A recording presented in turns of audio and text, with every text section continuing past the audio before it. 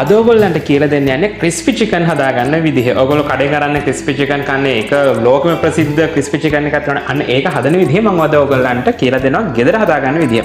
මාරම ලේසි වැඩි වැඩ නැහැ. ඔයගොල්ලන්ට ගෙදර තියෙන දේවල් පාවිච්චි කරලා මම හදාගන්න විදිහ කියලා දෙන්නම්. හරි එහෙනම් අපි බලමු කොහොමද හදන්නේ කියලා. එන්න කියලා දෙන්න කොහොමද හදන්නේ කියලා. හරි මම චිකන් අරගෙන තියෙනවා. මම චිකන් වින්ග්ස් අරගෙන තියෙනවා. ඔයගොල්ලන්ට කැමතිම චිකන් පාර්ට් එකක් මේකට යූස් කරන්න පුළුවන්. ගම්මිරිස් එකතු කරනවා. තේ හැඳි කාලක් වගේ එකතු කරනවා. ගොඩක් එකතු කරගන්න එපා. ලුණු තේ හැඳි භාගයක් වගේ එකතු කරනවා. එකතු කරලා අපි මේක හොඳට මික්ස් කරගන්නවා. ඊට පස්සේ මම garlic powder එකතු කරනවා.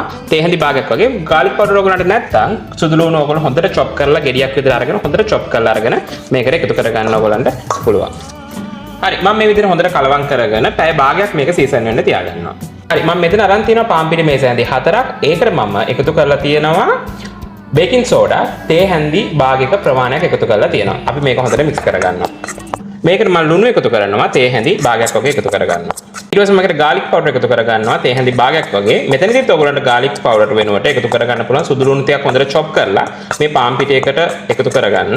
ඊට පස්සේ මම මෙතන පාන් පිටි මේස හැන්දක් දාගෙන තිනවා බිත්තරයකට. දාගෙන අපි මේක හොඳට මික්ස් කරගමු. මේ වගේ ගානට මේක ආවන් පස්සේ මම මේකට වතුර චුට්ටක් එකතු කරගන්නවා. වතුර මේස හැන්දි භාගයක් වගේ මෙහෙම පොඩ්ඩක් එකතු කරගන්න. හරි අපි ඊට පස්සේ හදාගෙන බැටර් එක මේ චිකන් එකට මේ විදිහට එකතු කරගන්නවා. එකතු කරලා අපි හොඳට මික්ස් කරගමු. හරි අපේ චිකන් එක දැන් මේ විදිහට මම හොඳට බැටර් කරගෙන තියෙන්නේ. ඊට පස්සේ අපේ පාන් පිටි මිශ්‍රණයට මේක දාලා මේ විදිහට හොඳට මේක කෝට් කරගන්නවා. කෝට් කරලා කෙලින්ම අපි මේක තෙලට දානවා. තෙල් එකක් මම රත් කරන් තියෙන්නේ අඩු ගින්දරේ මේක ඕගොල්ලෝ බැද ගන්න. ඒ කියන්නේ මීඩියම් හීට් එකේ වගේ බැද ගන්න. හරි ඔයගොල්ලන්ට පේනවා ඇති මෙන්න මේ ගාන ලයිට් බ්‍රවුන් වුණාට පස්සේ අපි මේක තෙලෙන් බා ගන්න ඕනේ. ලස්සනට තියෙනවා ඔයගොල්ලන්ට පේනවා ඇති.